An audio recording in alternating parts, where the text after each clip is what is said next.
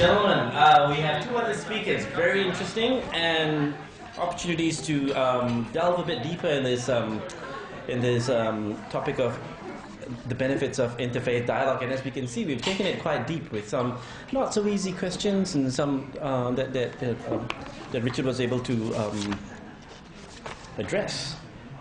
Our next speaker, ladies and gentlemen, is a representative from the Pure Land Learning College Association. It's none other than Venerable Wu Ping, and she's going to be sharing the Buddhist perspective on the benefits of interfaith dialogue. Ladies and gentlemen, can we welcome Venerable Wu Ping, please?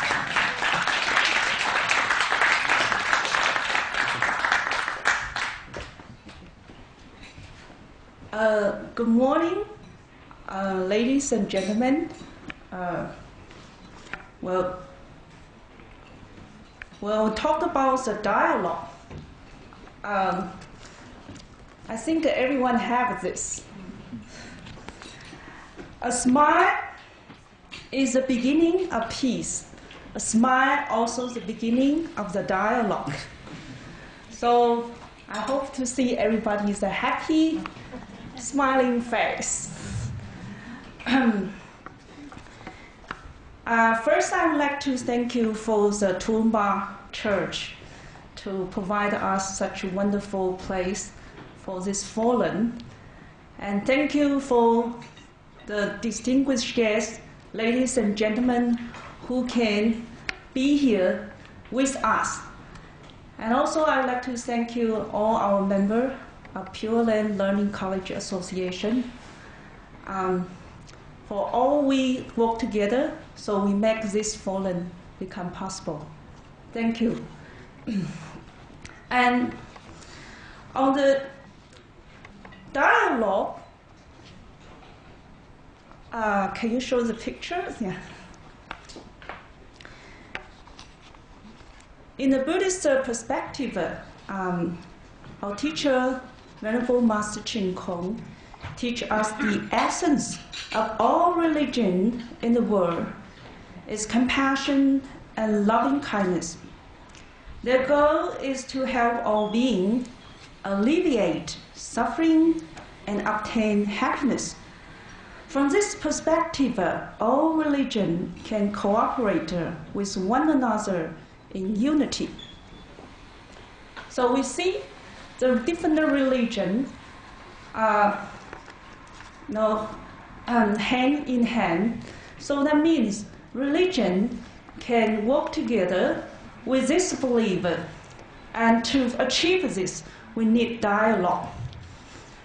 And this can happen through dialogue. And also we need a positive dialogue. And this forum in the St. Patrick Cathedral Center.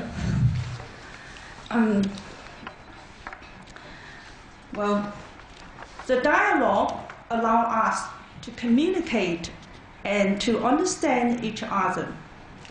With dialogue, we can learn more about each other. We begin to accept and respect one another more.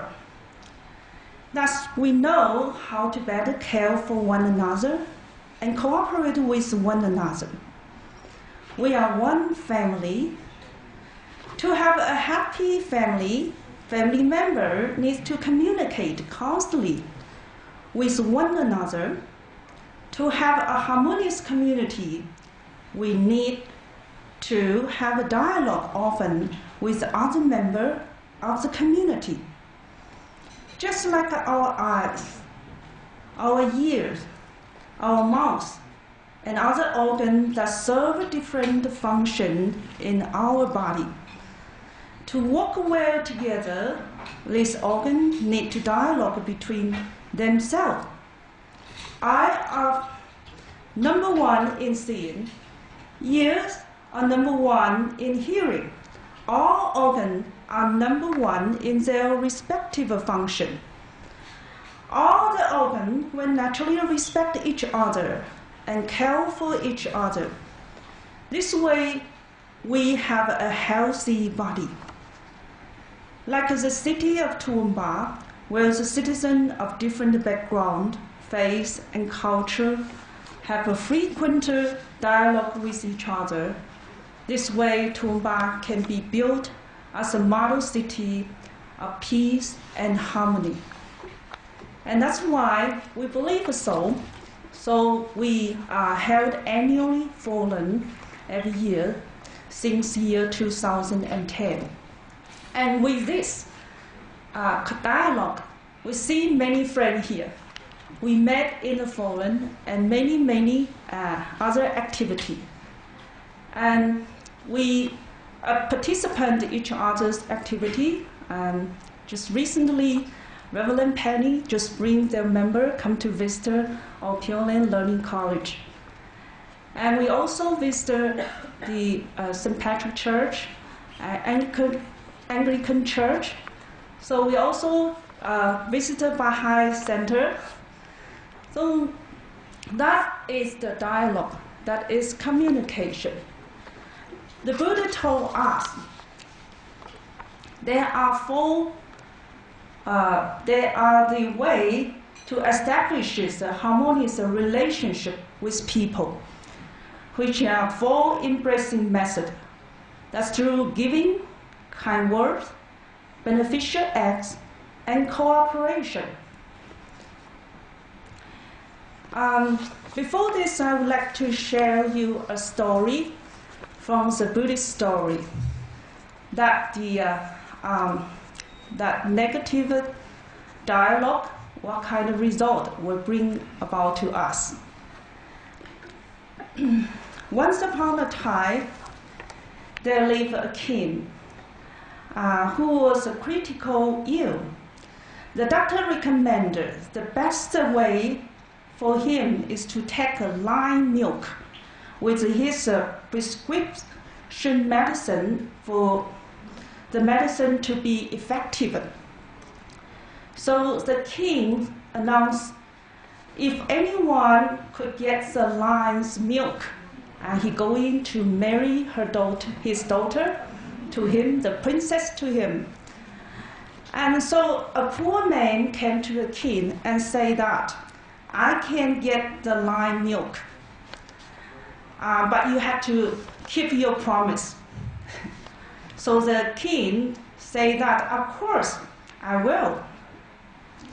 So the poor man, he was very extremely intelligent, and he successfully get the lime milk. With all days exhausting, he rested in the village. And one of the arhat in Buddhism is the very good, is one of the sage in the Buddhism, was slept next to him, and when he was so tired, fall asleep. But this man's the five sense of organ of his body in dispute over the credit where the master was sound asleep, that who was they get the most merit and credit to get the lime milk. So the fifth state, this time the master great successful to get the lime milk is all because my constant diligence and running about. And the hand said, of course not. It is because my two hands is pressing out the lime milk. And I say, who say that? It is because my observation of the lime activity. The ears say, stop. Today's achievement is due to my hearing the news of king seeking for lime milk.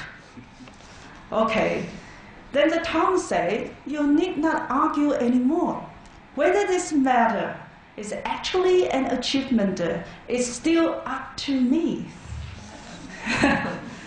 So the next day, the poor man promptly took the lime milk to the king. And the king says, okay, present it. Then suddenly, the poor man's tongue suddenly spoke, great king, may I report this is not lion milk, but the milk of donkey. So on hearing this, the king will burst out in anger. I asked to get the lion milk. How can you deceive me with the milk of a donkey? So the king orders the guards, take him out to be killed. And on this critical moment, the arhat will appear in front of the king and say to the king, King, this is a real lion milk. And the arhat tells the king about the last night, what he heard about the dispute about this man's 5 sense of organ. So this, of course, this story telling us everyone is important, but everyone was in dispute, disharmony, then will make things worse, on the opposite. So that is a bad dialogue. If everyone think each one think I'm the best, I'm the most important, then will make this dialogue become a failure. So everyone is important. Everyone is important on the dialogue, and to respect each other. So our teacher teach us the dialogue, we need to dialogue, but even deeper dialogue that we need to deepen in our own teaching. To establish an even firmer and more solid harmony, we need a deeper dialogue, one that will bring better understanding of each other's religious teaching. We need to learn about each other's religious teaching. And this continuing and proactive dialogue will effectively strengthen our community. Take the tree as an analogy. If our study in the sacred teaching is superficial, we will see that the leaves of the tree as just different individual leaves. Similarly, we will see others as respective different individuals. But if we delve deeply, we will see many leaves belong on a small branch. Examine it more, and we will see several small branches sprouting from a big branch. A deeper examination will reveal that all branches grow from the same trunk. Eventually, we see the trunk come from one root. Eventually, we will realize that we all different individuals are one. We are even closer than our own family. So we need dialogue. But I think everyone have the same opportunity to express your opinion. But today is only one day. So we cannot provide all the religion come up for the speech. But maybe next time we will have more and more time to provide you. But the afternoon was, we will have the group discussion. Everyone have the same opportunity to express your idea, and we respect all. So we should not, everyone have the same opportunity to express your idea, no matter you are in the platform or your audience. You're all free to express your idea, and the time is the same. Everyone equal. So maybe I'm standing here, I'm temporary host. You are guest here, but later you may be the host. So the host and guest can be alternated. Okay, so everyone are one. Everyone is the host. Everyone is guest. So everyone are equal. And so with this way, we have no quarreling, no fighting, and our dialogue will be positive. Why we need the dialogue? I don't know how much time I left, sorry. But I just, lastly, I would like to say that good dialogue that is ours through the sincerity and respect. And our study for our sacred teaching also need to ours through the sincerity and respect. So we can really understand the true meaning of the teaching. Like in our Buddhism, they teach us that reveal the sage and the virtue. Be benevolent,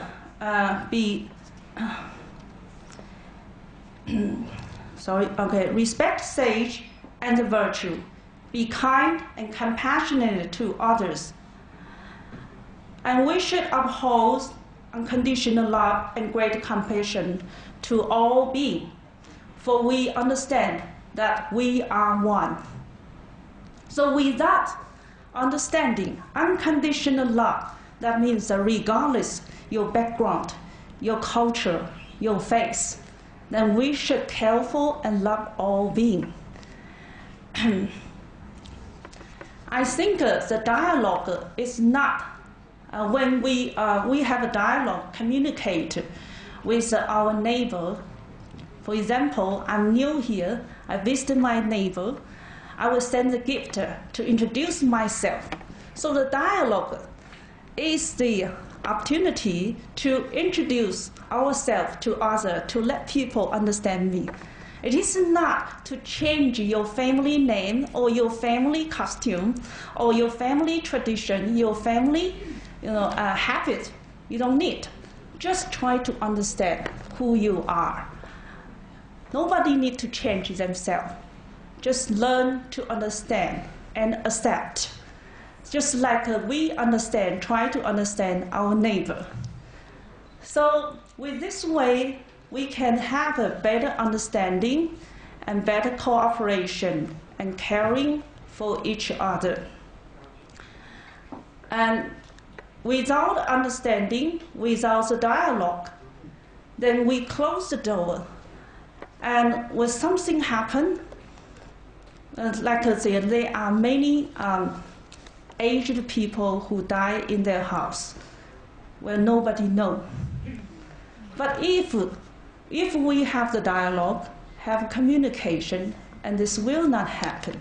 So dialogue is to help us to understand each other, to help each other, and care for each other. That is the benefit for dialogue, and we need dialogue. Nobody needs to change from the dialogue. Just simply, I'm here to introduce myself. Like the logo there, maybe people will wonder, what is the logo mean? They have the lotus which represent our mind, should us pure and equal. Our body and mind should us pure as the lotus flower. And so the circle, which means the wonderful, the perfect. We all work together, hand in hand, to make things and make this world even perfect. And in the middle is the Amitabha, which represents infinite life, infinite happiness, and infinite wisdom. We wish everyone have infinite happiness and wisdom. And through that understanding, then you will not think that logo, what does the logo mean? The awkward, or what is the meaning? So through that is try to understand, realize. And it's just like that. We all look different face. But when through the dialogue we understand, we have the same love, as a mother have same love for their children, as father have same love for their whole family, and teacher have same love for their students. So we find out we all are human. We all have the universal love and compassion for all. Then we will find out we are the same. So we can work in hand. That's what we believe. Thank you. Thank you. We'd like to save stations for 5 minutes. Does anybody have a question on the Buddhist perspective or a comment to be made? This would be a good time. We have maybe time for maybe one or maybe two, and another time later on we will have discussion. Anyone? Yes, Dorothy. It's not a question so much as a comment. I just feel that the Buddhists really live what Wu Ping has been, what Venerable Wu Ping has been saying. They are wonderful, and I would like to give them my thanks for their help when my husband was sick. Thank you very much. You're lovely. Thank you.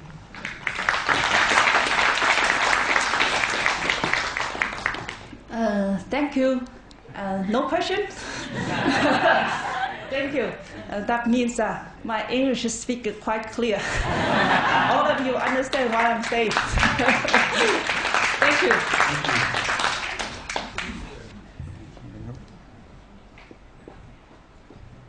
Next, ladies and gentlemen, I have the pleasure to introduce our third and final speaker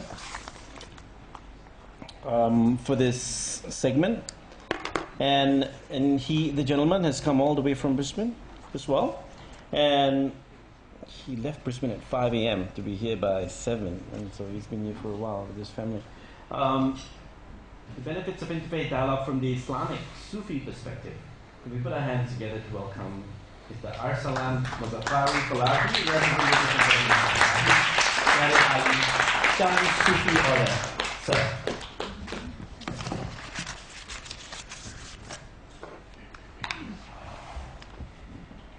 Your haq. Can you say your haq? Your haq, which means all truth or absolute truth.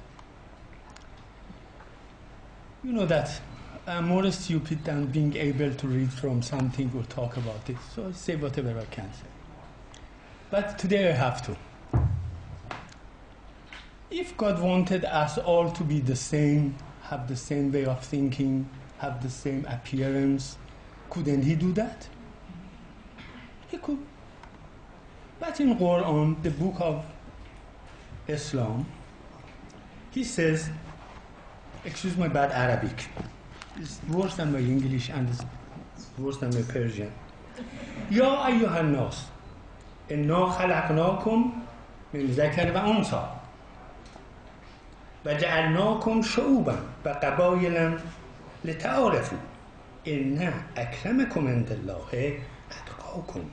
Inna Allaha alimun khabir. O mankind, surely we have created you from a male and a female and made you tribals and families that you may know each other. Surely the noblest of you with Allah or God is the most beautiful of you. Surely God is knowing and aware. That gives the answer to that first question. Thank you.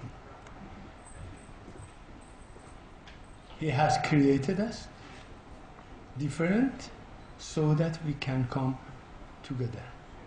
The drops of the water of the ocean are in different droppers, different colors, different shape, different sizes. Finally they come together. This drop and this drop, when you drop them, they make another drop.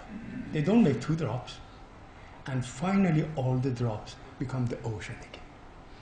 That is the creation of human being. And when we open-mindedly go through the holy books, we will see that the message is the same. They say the creator of the whole world is only one. Everybody is loved by him equally. If you do good, you will have good reward.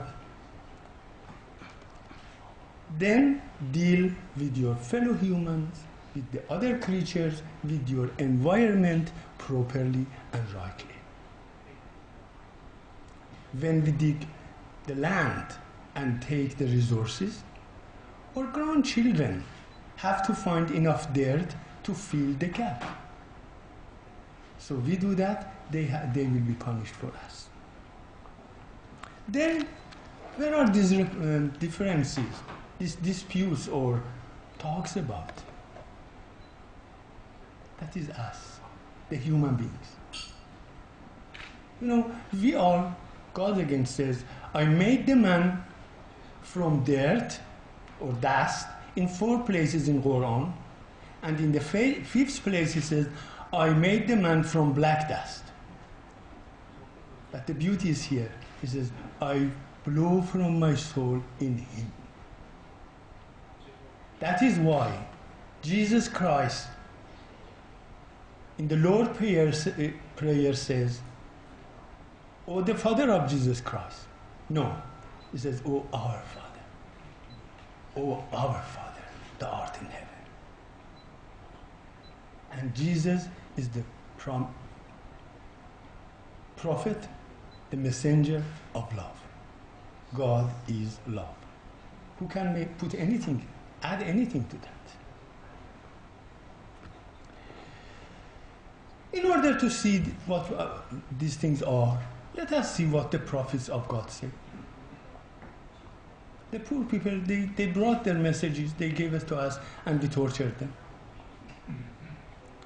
Zarathustra or Zartosht, the first person who claimed that, or said that there is only one God, there is paradise and hell, and there are angels. In English we say paradise, and his word was paradis. So, what does he say? Good thoughts, good words, good deeds. Is that enough? Buddha, a prince that he ended up under a tree. What did he say? Noble 8 paths in Buddhism.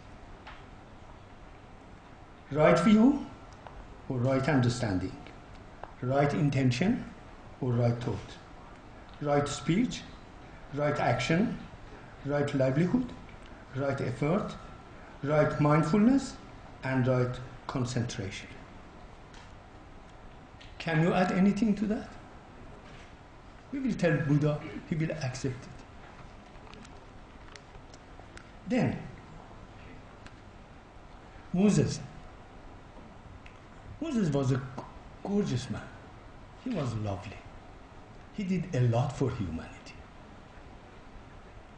If you look at the Exodus, if you look at the Old Testament here and there, you will see that he was really the person who sacrificed all the glory and good things he had in Egypt for the human beings, for other people. I am your God. You shall not have other gods beside me. You shall not carve idols for yourself. Honor your father and your mother. You know, we father and mothers, when we get old, our children ignore us. Say, oh, he's oldie. And our grandchildren say, that old man, oh, he's old granny. You shall not kill. You shall not commit adultery. You shall not steal. You shall not bear false witness against your neighbor. That gladly we do everything against this. You shall not covet your neighbor's house. And in the book of Exodus, chapter 34, the Lord merciful and gracious God, slow anger, and rich in kindness and fidelity. Slow in anger. Jesus said God is love. And Moses said, slow in anger and great in another place, God said to Moses, if you do something bad, your 3 generations will pay for that. You do good, 100 generations will receive their prize. That's a good deal. Jesus, the Christ. First of all, I tell you, in Quran, God has given four different titles to four of his messengers. Abraham, Khalilullah. Moses, Kalimullah. Isa, Ruhullah. And Muhammad, prophet or messenger of God. Abraham, Khalilullah. Abraham is the friend of God. Moses, Kalimullah. Moses was the person who was talking to God directly. Isa, Ruhullah. When you read the Gospels, and after that, please, I beg you, read the Quran. Surah Maryam, the chapter about Mary, the Lord Mother.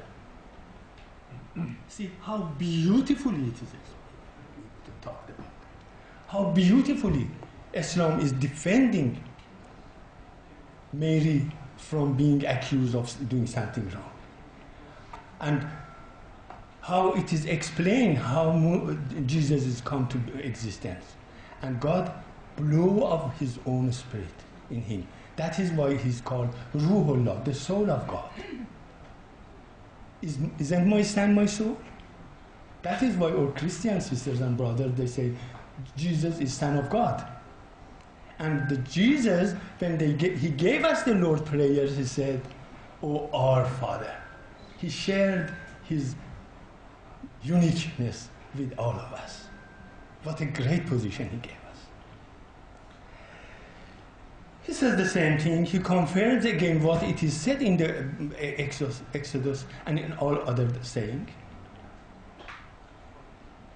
And if you read the story of the Good Samaritan, you will see how he's talking about the relation of people. And finally, Muhammad. I shorten that part. It says, وَلَا تَقْتُلُوا أَوْلَادَكُمْ. And don't slay your children. وَلَا تَقْتُلُوا أَنفُسَكُمْ. And kill not your people. لَا إِكْرَاهَ فِي الدِّينِ. This is a beautiful thing. There is no compulsion in religion.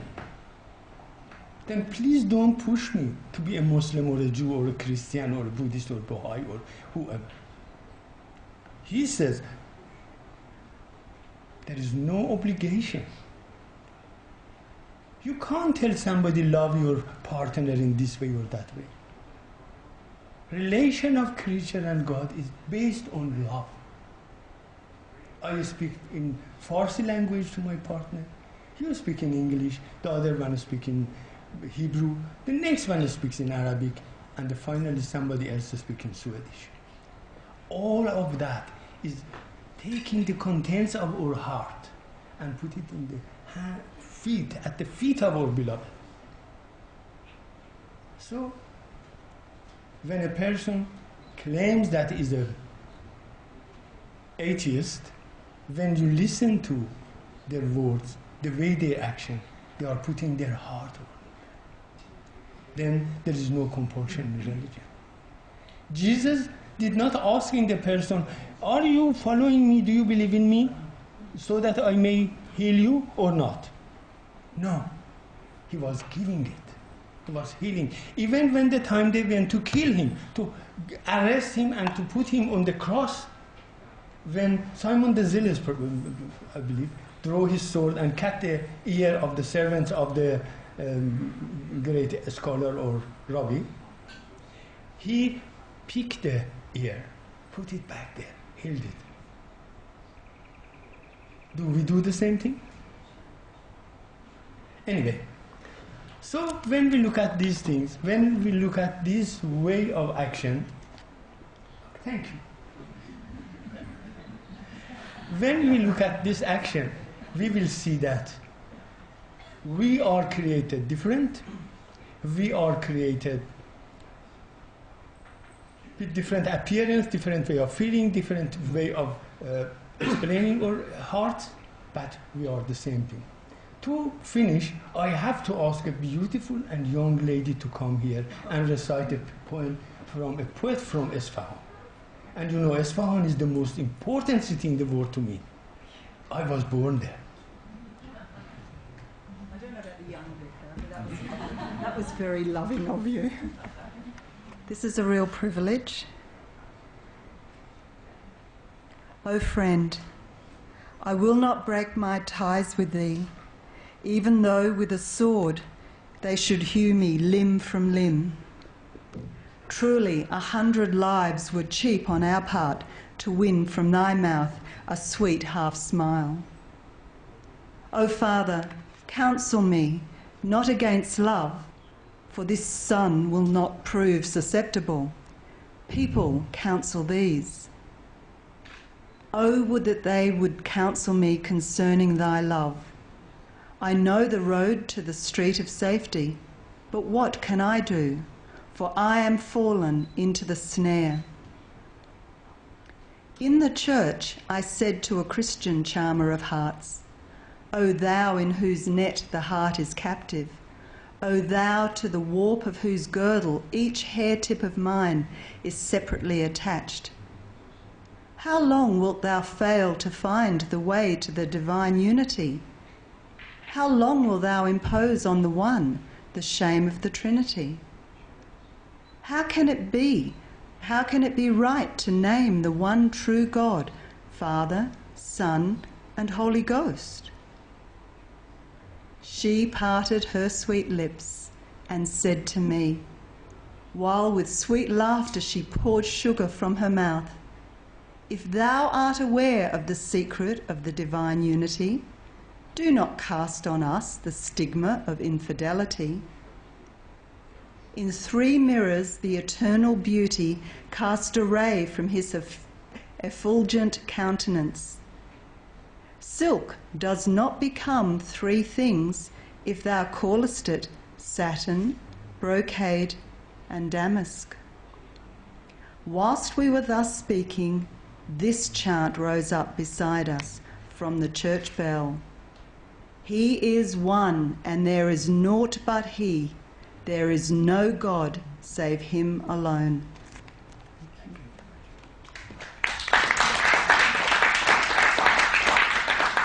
Does it mean I have to go, or I can send a few more? This poet is Hatef, about, I think, 4 centuries ago. This poem, he visited a Zoroastrian. He goes into a tavern, he goes into a mosque, and he goes into a church. It's a beautiful poem.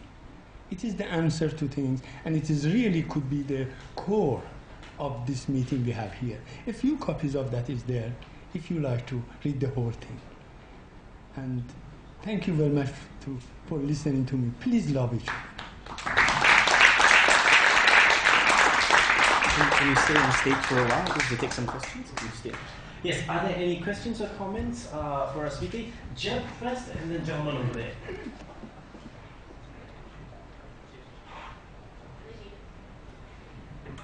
I've been thinking a lot about the comment that the Lord Attorney General, we now have nobility, and made a few days ago about a person having a right to be a bigot. And you know, I think there's a certain truth in this. I think people have a right to be bigoted and stupid and idiotic. And this may sound strange, but I think I have a right in a liberal democracy to be insulted by people. And I thought to myself as I was thinking about today, if I got too bogged for every time somebody told me I was going to end up in God's eternal barbecue, I'd be pretty well off. Because there are people like this. And why I think about this, I was out in the bush a number of years ago, and when Pauline Hanson came up, and people started saying to me, you know, she's saying what I've been thinking. Now, you take the country of Yugoslavia that used to exist, political correctness pushed down the bigotry in people. And as soon as Tito died, all the demons came up, and the whole country fell apart. What I'm saying is, I think the greatest protection of religion and religious dialogue is a truly liberal democratic society, which really puts the emphasis on individual rights. I don't know whether you've kept up with the Egyptian situation, but when the Islamic Brotherhood got in control, in their constitution, individuals didn't have rights. You only had a right as a member of either Christian or Islamic religion, which meant that people as individuals didn't have rights. And I think really what you said about the individual choosing, it's very important that we're allowed to choose. Religion can make hypocrites of people. As a minister, I found it very interesting. I was educated, 8 years to go to theological training and everything, and I came out with all the answers. Now I have all the questions. And what really was frustrating is none of my people believed what I was taught to tell them. And what amazed me as I got to know older people, when they trusted me, they said, you know, I don't really believe that. And I found some of the older people weren't sure about life after death or even the existence of God. It was very interesting. And what I'm saying is that we have to have a society that's open where people can come out with what's in their hearts and we can respect them enough to accept what they share. Was that a question or an answer or a mixture of question and answer or all of that? I think that was a sermon. We're going to have the next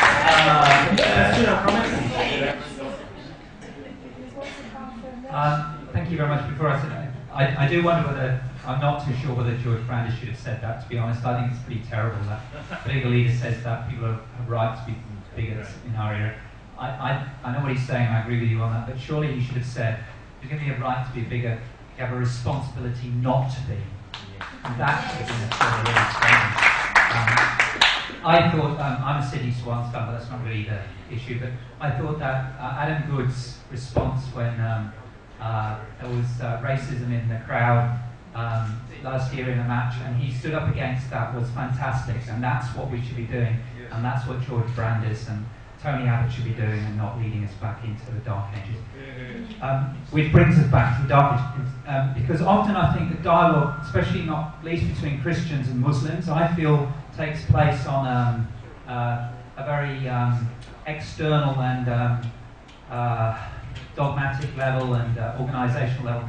I'm just bowled over by the beauty of your expression and the poetry and the love and compassion and the way in which you've taken us just a little bit, I feel, into a deeper level of what all the great religions are about. And I'd like to really thank you for that and hope that you will speak and share more with us in the future, because that was just fantastic. I wonder whether or not, as a Sufi, you feel that sometimes the mystical traditions within Islam are not heard sufficiently. This is my feeling within Christianity, and that maybe we're gradually learning that it's only when we tap this level, the level of poetry and of art and of the inner life of the soul, when we connect on that level, then we really will move forward, and that we should be doing what you did today, sharing these great wondrous treasures that are in all the great traditions that are buried beneath dogma and all the other organisational stuff that usually takes the attention of the media and even in interfaith dialogue. Thank you. Well, what can I say? But, Sa'di, the very famous poet of 7th century Islamic, which is about 7 or 8 centuries ago, he has a poem which is the foundation of human rights of UNICEF. I have a translation of that there, but I recite the Persian for you. So if you don't understand it, go and learn Farsi.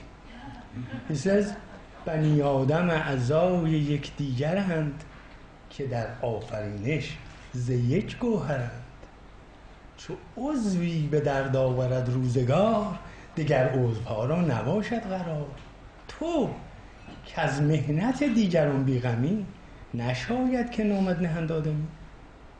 He says, بنی آدم از یکدیگر. The human beings are the limbs of a body. That their creation is from one diamond or precious. When one limb gets a pain or sickness, all the other limbs also feel it and become in pain.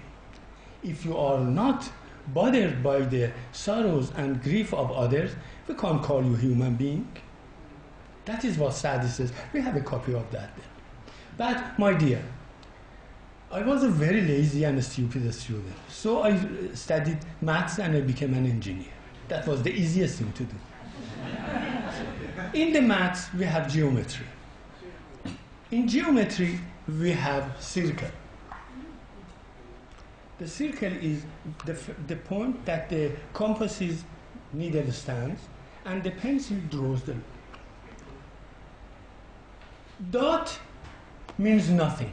It has no width, no length, no height or thickness. It means dot is nothing. But dots exist because we see them. The center is one. There is only one. But on the circumferences, there are billions and billions. We are not the center. I talk about myself. I think I am the center point. No, darling. We are all one of the points on this circle. If I am not there, the circle is not complete. It's broken. But in reality, my existence is not more or less than the other one next to that. Look at all the prophets of God.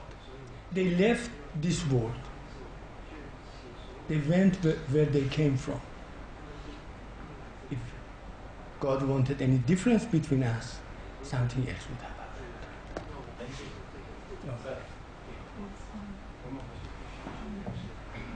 Thank you very much, Mr. Foxy. That was a beautiful address, and you touched our hearts. Let me say that when I was young, I visited Isfahan, and also the tomb of Hafez and Sadi in Shiraz. That's the great thing. So I can relate very warmly with your remarks as well as the poem. Did you fall in love there or later on? What's that? Did you get in love with your darling here or there after you saw the tomb of Hafez? I visited the tomb of Hafez in Shiraz when I was about 22 years of age. Hafez is great. I can't say any, especially these days. Most of the people in Iran, when they become mature, the first thing they learn is the poems of Hafez. And then they recite it to their beloved slowly behind the screens and here and there because they are afraid. It's a beautiful poet. It's a beautiful. I just wanted to say that I think that it's a wonderful sentiment for us all to think about compassion and love and to practice that. But standing behind that as well is a need for a certain degree of knowledge about other religions. And this knowledge must embrace things like the history of the religion, including the life of the founder of the religion, which is so central to the understanding of the religion itself. For example, if we knew nothing about the life of Zoroaster, I mean, most people in Western society hardly know anything about Zoroaster. It's international, don't worry. That's right. And my wife, for example, is from a Zoroastrian background.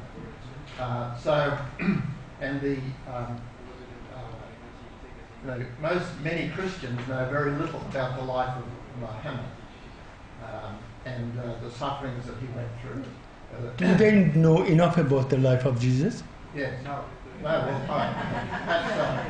Many Christians don't know enough about the life of Jesus either. But one of the so the life of the founders of the great religions is also very important, because then when we see the life of the founders of the religions, then we can appreciate the essential unity of the prophets.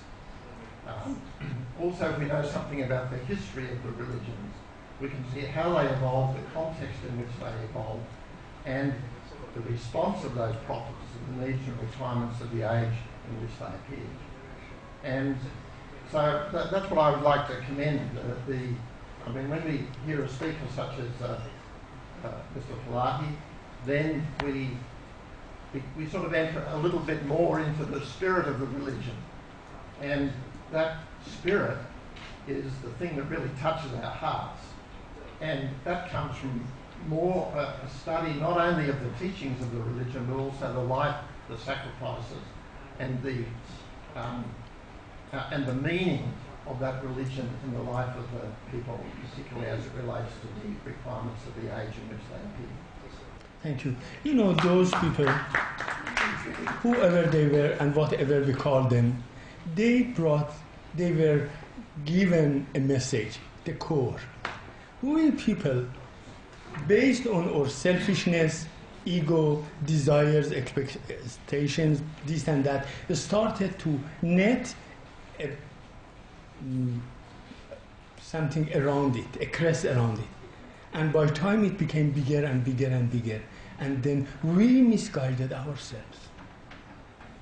When we want to see what Jesus says, read the Bible, read the New Testament, see what he did. When we want to know those things about Muhammad, about Moses, about Zarathustra, about all of them, we people are going a wrong way. Those people didn't go the wrong way. And the best thing, as you said, is this. We should have really listening to our hearts, not let the thinking of our minds decide. That is why Jesus said, don't judge. Because our mind, according to the time, circumstances, situation, and a lot of other things, decides. Our heart doesn't. When there is a fire, all of us run away. But when you see a little child is creeping towards the fire, you jump and save the child, even though you burn your hand. This is the action of your heart. The first one was the command of your mind. Listen to your heart. When I'm a very bad person, I tell you. So everybody, many people don't like me. When I answer the telephone, I say, Janam. Janam means, yes, my darling. Somebody told me, why do you say that? I said, because I'm a bad person and I know the person on the other side of the line wants to be grumpy against me. When I say, yes, darling, he will calm down. Do this to each other. Thank you. On that note, he deserves a round of applause.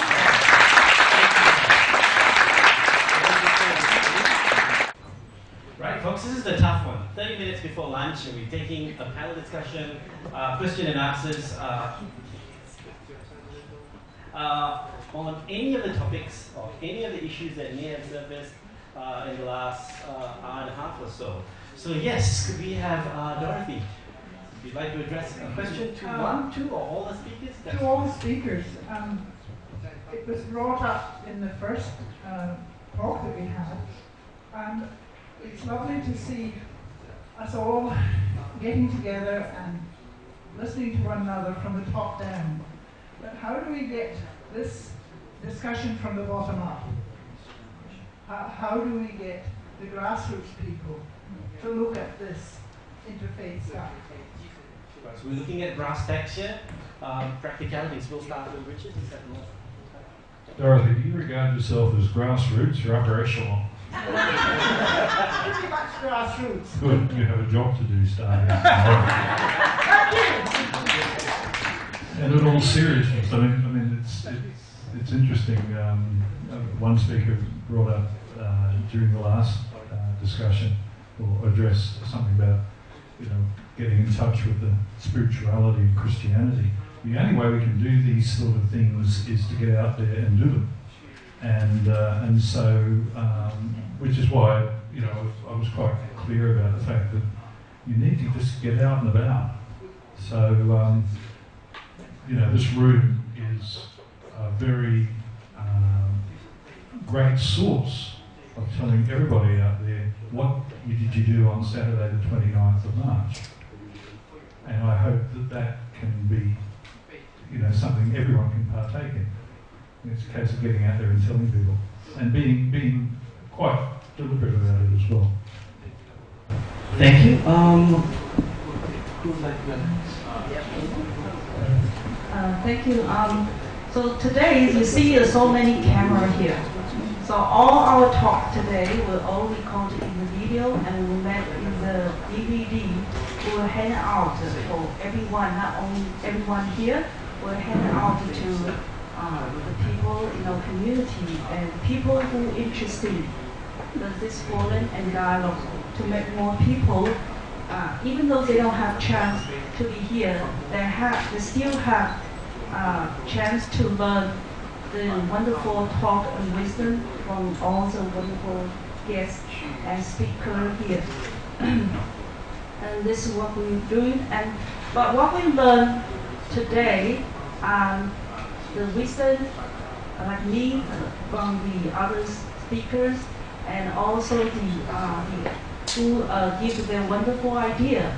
We also learn from the wisdom to enrich our learning and study in our teaching. And I agree with Farid that we should not judge. We are not wise as a Buddha, not wise as Jesus Christ or Muhammad. So we have no right to judge them or criticize them. So we should respect all the sacred teaching and holy teaching. And we should uphold as we are the student to learn from them.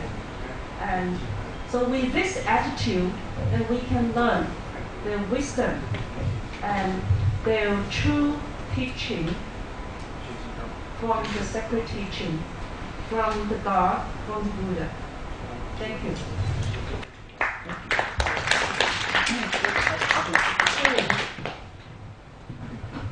If you think you can change the world or the people, it's impossible. Don't worry. But, the problem with us is this. We say, I'm the right person and all the authorities belongs to me. So I do accept you to come in, come join me. It's not the right way. If we go to each other and we say, I am like you, let us get together, 2 drops, join and make a bigger drop. Change yourself and you will change your life. That is all. Okay, I guess I'll add something to that, and maybe I get some responses. My experience in this particular area tells me that there may be 4 or 5 types of, and just breaking it down into biteable or chewable chunks, There's the dialogue of relationship, right? I'm your friend, and we don't talk about religion, but through my behavior, you see what a Muslim might be, and not through my behavior, through modeling, yeah? There's the dialogue of theology. You see that all the time in the academia, in people talking about the nuts and bolts of stuff. There's the dialogue of action, right? We all have the problem of crime in our neighborhood. We have environmental degradation. We have climate change, global warming. And regardless of faith, we work together towards the good of humanity. There's the dialogue of experience, and that's a tough one. Can we experience prayer in a way that the person of that other faith experiences it? So there are different layers in which, and different ways of accessing it. And maybe we can have some comments or people sharing experiences later on how might some of these things play out at the grassroots level, right? Whether it's friendship, theology, action, or experience. And how do we create that safe space? I mean, there's a lot of fear going around. I don't feel comfortable, I'm scared, I'm fearful. Mr. Blati talked about, don't worry, come in. The reverse of what he's trying to say is that people are anxious, right? People ask, what is this fear? Maybe we need to understand that. So I'm just putting it out there. There may be comments coming in from anyone to respond to some of these things. But there are people who have been working at grassroots level for quite a long time out there. And so feel free to comment. Next question or comment, please. Thank you. Umar. Thank you. Is it working? Okay. I just wanted to thank all the speakers very much. You just brought up the essence of religions. You pulled it together, and that was excellent. When we are asking how do we start the work from the grassroots, the answer that comes to me is, as it was mentioned, start from myself. And my question for myself, and if I may humbly put it to everybody, am I a person that I can look at people without prejudices? Because to me, the greatest obstacle is that we come here, we talk about love, we talk about unity, we talk about coming together. But what do I think really in my heart? When I look at a person from a different religion, from a different nationality, what is the first thought that comes to my mind?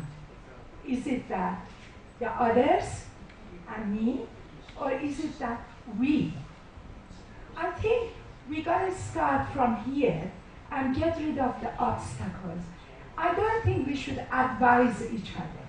I think we should start from ourselves. We have no control over anybody's domain but ourselves.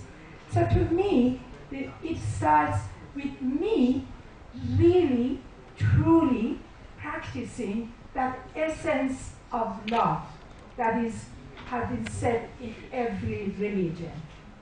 So my question for all of us is, am I the other in your mind?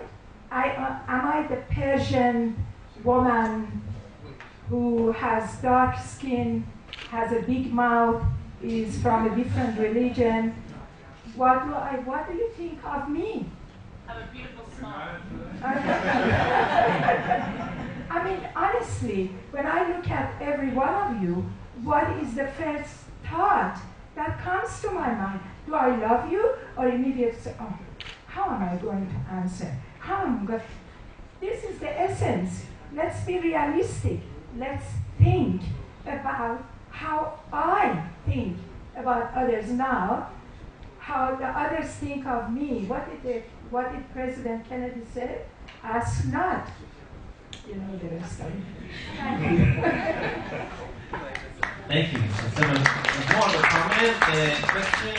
Yes, someone over there.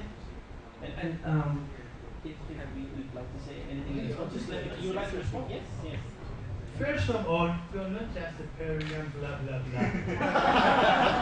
When Cyrus the Great, his name is in the book of Esther and also Daniel, captured Babylon and liberated the Jews from Babel, and sent his engineers and gave money so that they went back to Israel and reconstructed King Solomon Temple. The commander of Cyrus the Great's army went on the top of Babel Tower that everybody has heard about it. That commander was a woman, 586 years ago.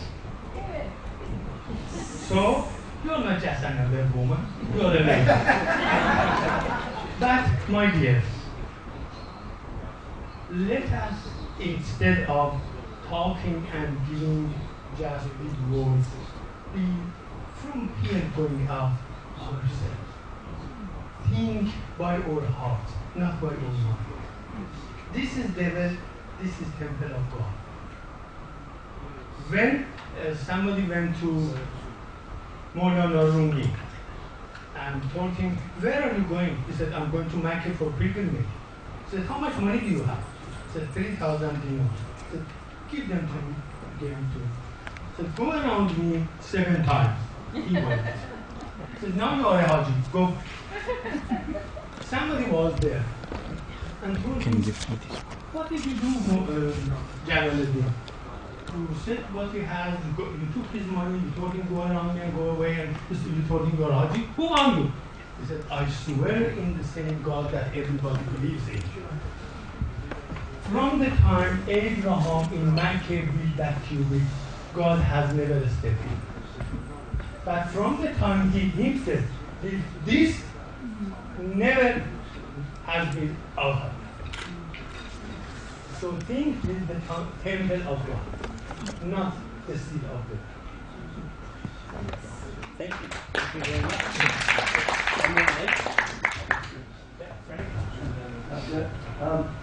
I think a lot of us learned about Narcissus at school. Narcissus was a Greek character who looked at his reflection in a stream and fell in love with it, and he was totally taken over by love of himself. And I think we all have a bit of that narcissism in ourselves, but that's where the word comes from. And the religions themselves tend to be narcissistic. They look at themselves, they fall in love with themselves, and they're not able to see their own faults. And it strikes me that it would be very helpful if we could tell each other. Often we can't see our own faults, and it helps if other people could tell us without causing offence. Now, how do we do this? Well, I think this is one of the main problems, that it's difficult to tell people about their faults without causing offence. Okay, we got one. Maybe we'll take a few and then maybe some responses. The lady with microphone. Hi. Okay, so we're talking about that we have to start within ourselves. What happens after that? How then do we, you were mentioning about how each faith wants to work for social justice, working for the community. How, as here, how do we approach that? Working within ourselves, but to do that outside as a group. It's all well and good to talk about, yes, I have love of God and everything, but how do we utilise that to make a commitment to our community to help social justice, economic growth, and like youth and everything. So how do we do that? No, I'm saying how. Because I can answer you, but I have to wait. So how as your faith leaders, how will you start to create that? Okay, we've got somebody who'd like to respond. Maybe we'll have Richard first, and then the Venerable there would like to maybe have a response. Yes, go ahead. I've been musing on what everyone's been saying, and certainly it's not. It's something which I could start with a very simple question. Are you all excited about being here today? If you're not excited, please stand. You're not excited about being here today? You came under sufferance? Someone forced you? Because I believe in this, but Yeah. I'm not excited. You're not. Well, let's put it this way. Okay. We'll leave it at that and hang that up there. Jonathan, you're not looking too happy. Well, no, actually, I'm with you on this. I'm not that excited. I'm a bit tired this week. So to be honest, I'm just being honest, and I'm in solidarity with Nura. I think for me, it's becoming more and more just part of what I do. Okay. So I'm with friends, but it's not. So it's now part of your being. Yeah, it's not because I'm sort of. Yeah. Why I say that is sometimes if you want to sell a message of what happens today is that you go out and you say, well, I went to this thing and this the discussion, the interaction, all that sort of thing pleased me, or it really moved me or changed me. When it gets translated into social justice issues and those sorts of things, it's well worth looking for our own tradition as to what our tradition says about certain issues and being willing to put our voice forward on those issues. So that may mean if there's a public meeting, be part of it. If there's a project going, see if you or a representative of your tradition can get into it. I mean, it means that, we get out of our comfort zone and go and do something. And that's an important thing. People from different traditions have got into these areas because they have decided that they need to do something. And they've gathered people as they've done it because people have looked at what they do and have wanted to join them. That's really how the Christian church began. People saw need and they responded to it. And along the way they're saying, well, Jesus did something for me. I heard what he said, or he healed me, or something like that. But at the same time, they then started to say, what about caring for the widows? What about caring for those who are less fortunate? How do we do that? That's how it begins. But it means a lot of people have to get out of their comfort zone sometimes in order to achieve something. Thank you. We might take a couple of comments and then we'll invite the panel to maybe make another comment or response. We've got Kim and then the lady on this side of the room, and then we'll go back that side. Kim.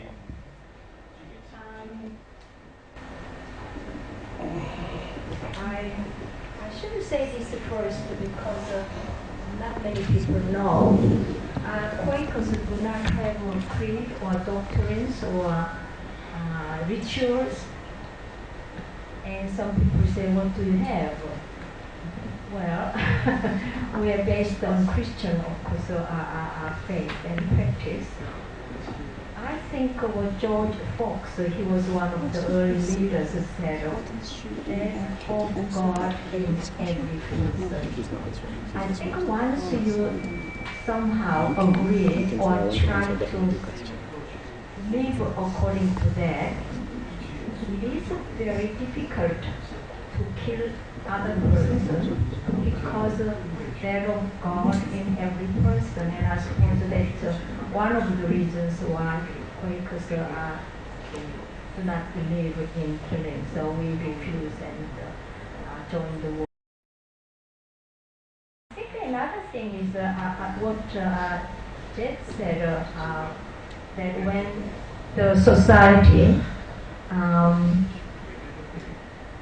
put some kind of lid on, so people cannot express, and then suddenly lid off, then all bad things come off. I think that's something perhaps we have to live with it to a degree, but then we do try to respect other people's opinion, then maybe we don't have to say such bad things about other people.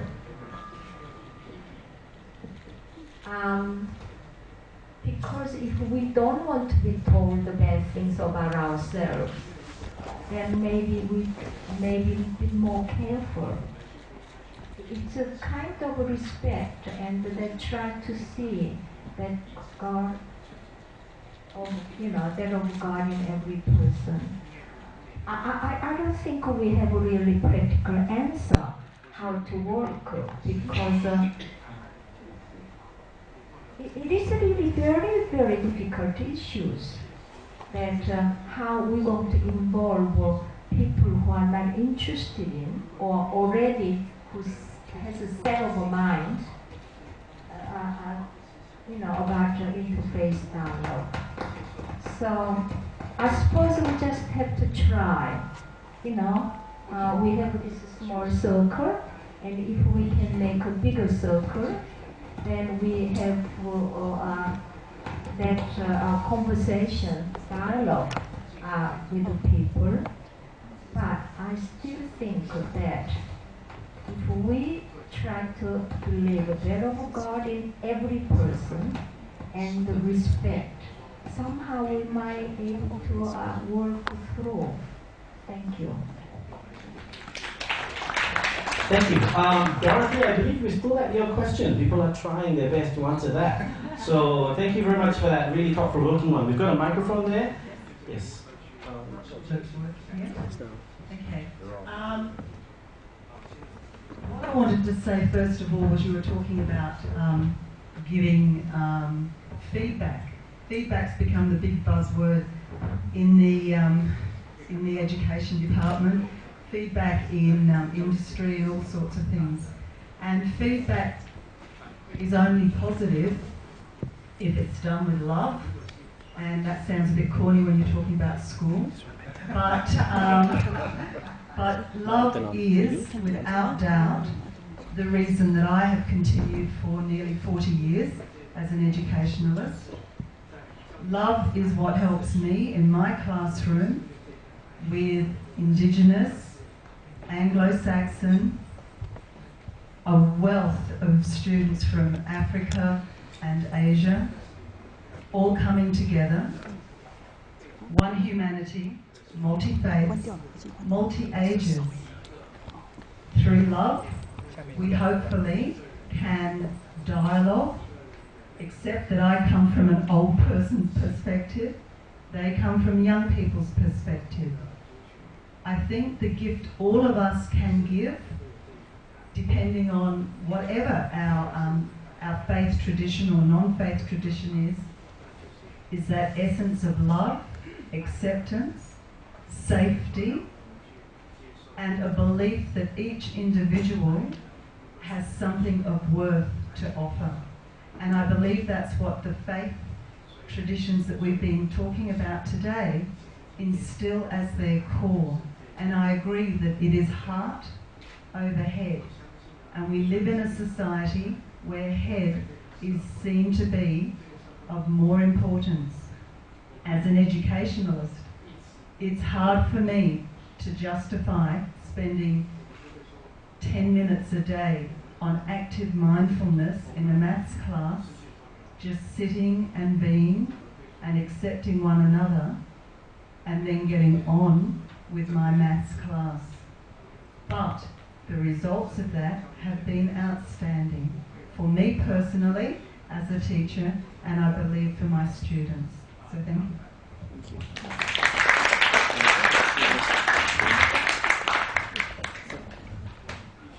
Let us practice something. Please sit like this. Put your right hand on your left knee. Left hand on the wrist of your right hand. And head like this. What does this mean? What is the meaning of that? That means my head is the slave of my heart. My left hand is closer to my heart, towards the wrist of my right hand. My heart controls the decisions of my right hand, of my brain. My right hand is on the knee of my left hand foot. When we want to start walking, we go with our left foot. So my right hand, the wisdom directed by love, is controlling my actions. We always say the people. How do the people do? How can we train the people? How can we teach the people? Darling, my beloved, من اگر نیکم اگر بد تو برو خود را باش که گناه دیگری بر تو نخواهند نوشت. If I am good or I am bad, mind your own job. They don't write my sins on your book. Hafiz said that. Hafiz the great poet. Darling, my beloved, my friend, please start from yourself. You cannot change the world. But do this, left hand hold the wrist, the right hand hold the left foot. That is the beginning. That is the start. Thank you, sir. Gentleman over there, the microphone. Hello, good morning to everyone. My name is Muhammad Rusli. I'm from Islamic Interfaith Multicultural Community of Toowoomba. And I have a question for the speakers this morning. It attracted me from Richard's briefing this morning. He was saying that some of his people within their community or society are against him coming to attend this forum.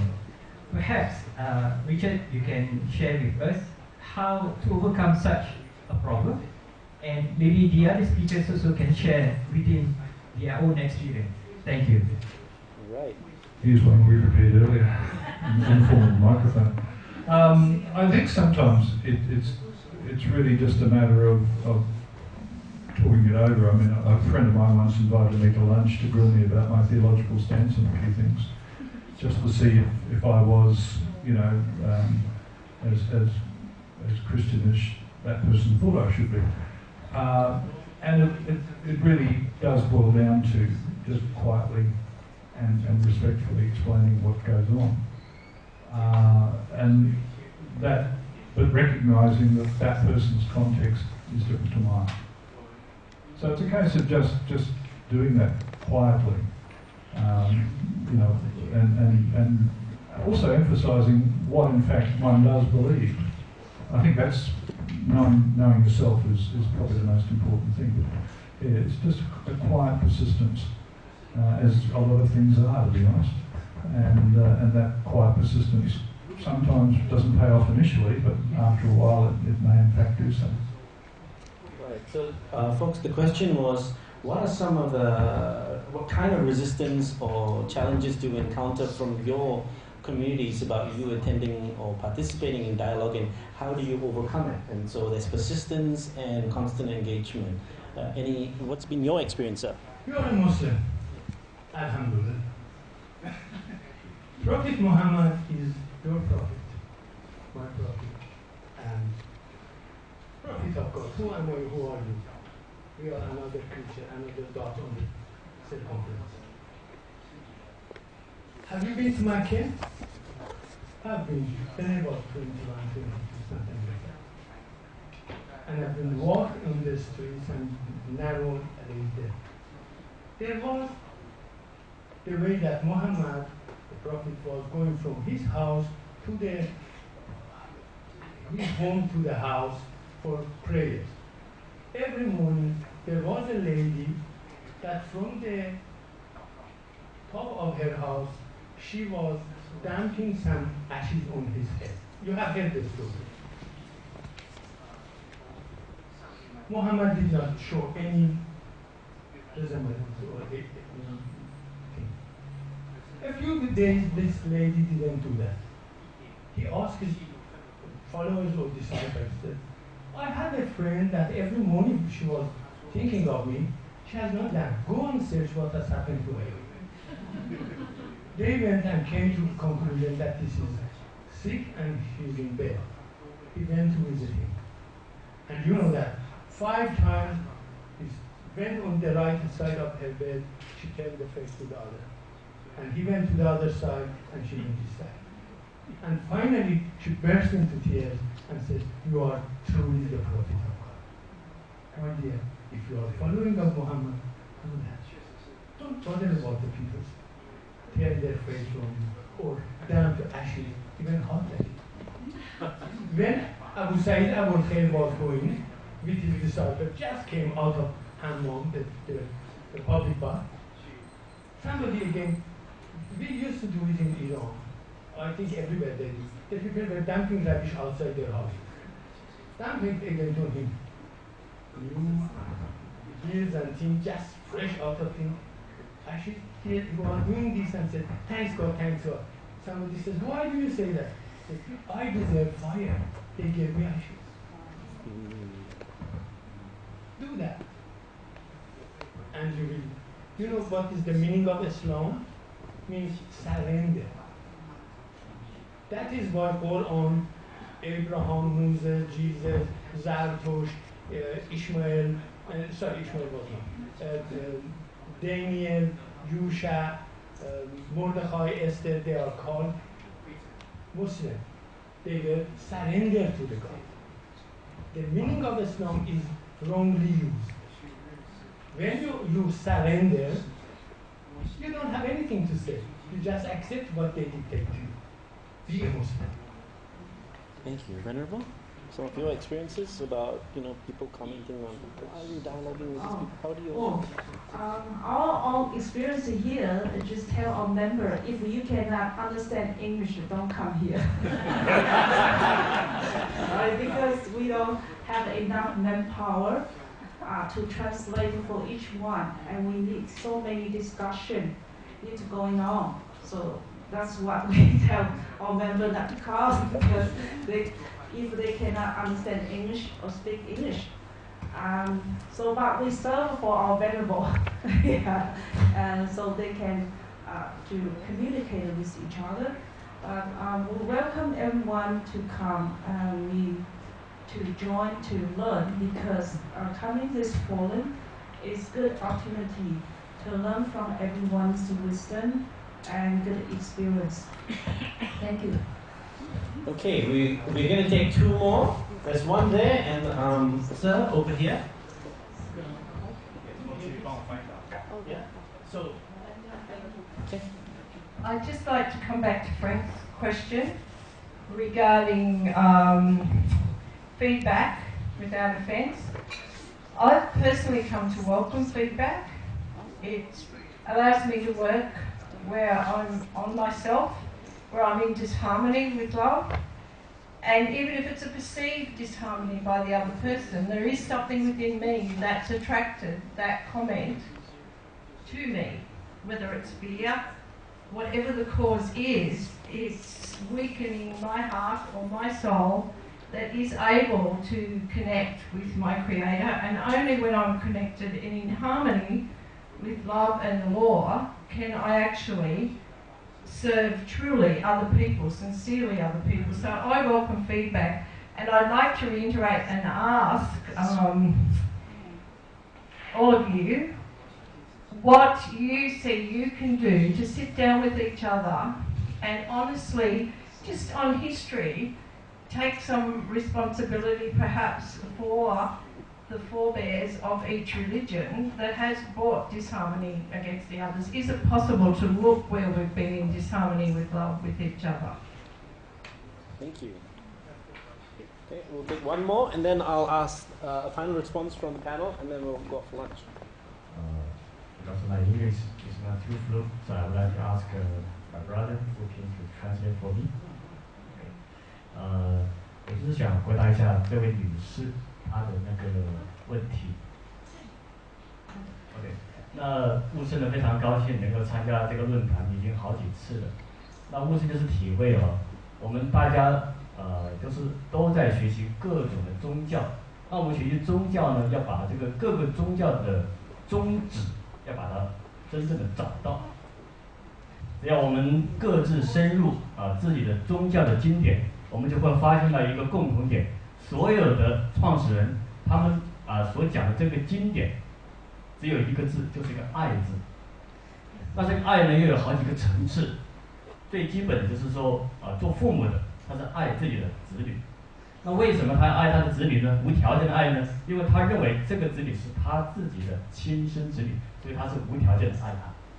那第二种爱呢，就是层次就更高了，是爱这个国家，爱这个族群。譬如说，我们现在是在澳洲，我们都是澳洲这个土地上的所有人，不管我们是从哪里来的，还是土生还是海外移民过来的，我们都是澳洲人。所以我们有一个观点，就是说，我们要把个爱心，要爱这2200万所有的居民，这个爱就扩大了。那还有第三种爱，这个爱就更高层了，就是说，我们至少要爱这个整个人类，不光是我们这个澳洲2200万，整个人类，不管他在哪个角落，不管他在哪个星球，我们通通都要爱，这个爱就更范围就更大。那无论是上帝，还是穆罕默德，还是耶稣基督，还是圣母玛利亚，还有这个佛教的创始人释迦牟尼佛，他教我们呢，我们不但要爱人，要爱所有的植物、动物、矿物、山河大地，他们呢，因为跟我们都是一体的，所以我们对他们通通的爱，这个爱的层次就是最高层次。在佛经里面有一部经非常有名的，叫《金刚经》。《金刚经》里面有4个字，叫无住生心。那这个无住生心，它是讲看起来好像是讲2桩事情，实际上呢，它是讲1桩事情。无住就是讲我们自己，生心是指所有在我周边的这些有情无情的众生。所以我们如果把自己的妄想、分别、执着，把这些框框条条都去掉的话，我们就跟这整个宇宙融为一体了。就像我们来到这个教堂一样，我们感觉到这个磁场这么好，为什么呢？我已经把自己的想法放下，我跟这个自然呢就融为一体。当我们跟任何这个环境融为一体的时候，您在任何地方都是一个最快乐的人，是一个最开心的人，最幸福美满的人。当我们把自己内心这个垃圾把它去掉之后，我们跟大家是一体。当我们想到这一点时候呢，那种关心别人、照顾别人那个心，不用任何力量来驱使我们，我们就会自动自发的去爱别人。所以我们在最后就是无声在最后就是总结，我们要把这个爱呢要扩大。那一切这些圣贤教导我们，就是把心量拓宽。我们心量越宽，我们生活的空间也就越大，那我们的幸福的那个满意的程度也就会更高一个层次。那最后一点，我们如何把自己的爱由父母的爱提升到最后法身这种无缘就是没有条件的爱呢？就是要回归到教育，要不断的深入各自宗教的经典。当我们深入到自己的经典到极处到顶端的时候，我们才发现原来各个宗教都是相通的，都是一点的，就好像我们那个手一样，5根手指，看到好像是5根手指，实际上到了最后呢，我们看那个手掌，原来它都是相通的，它全部都是通的，包括整个身体原来是一体的。所以悟神是非常的欢喜，每次都能够参加这个论坛，能够跟这些跟诸位大德在一起学习，悟神受益很大。那悟神呢非常感谢大家，也谢谢主持人，谢谢这边的教堂的负责人，谢谢阿弥陀佛。Venerable Wushan want to say that he learned a lot from all of you, and he want to thank you all of you, and thank you. Thank you very much. I'm going to end the session because it's lunchtime now and we are going to actually come back after lunch. But before I finish the session, maybe I can have some final words of advice or words of comments from the panel. Bearing in mind that in the afternoon it's going to be even more exciting because we're going to break up into smaller groups and we're going to be exploring issues with regards to gaps, best practices in interfaith dialogue, exactly up the alley that you were asking, Dorothy. Where do we go next? Opportunities, challenges that exist or that are in our way.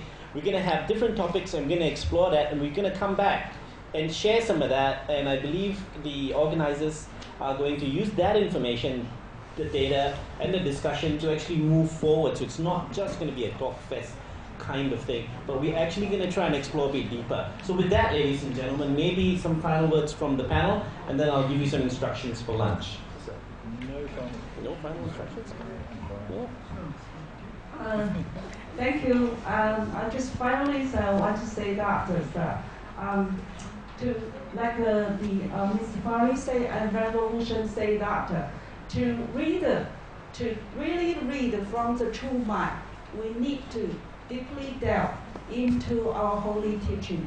But all the answer, we can find the answer from the holy teaching, from the holy sacred text. So only through that, then we can really to get the firm and eternal everlasting peace and harmony. Thank you. Thank you. Ladies and gentlemen, we'll be adjourning for lunch. Don't go yet because there's a photograph thingy thing. I know I say that and nobody goes. The dining hall is just over there, okay, and that's where the food's going to be served. And we're going to come back for the briefing for the breakout. So do come back and I'll give you more instructions later on. Before we go out for lunch is going to be probably in about 12:25, and maybe we'll do it till 1:10. Come back here by about 1:10, 10 minutes past 1, and we'll carry on the afternoon's activity. Can we give a round of applause to our speakers again? And I'd like now to invite everyone on stage for a photo taking session. So there's going to work for lunch. Okay, the photo thing. Okay, so come on stage and we'll do one photo and then a talk for lunch. Thank you.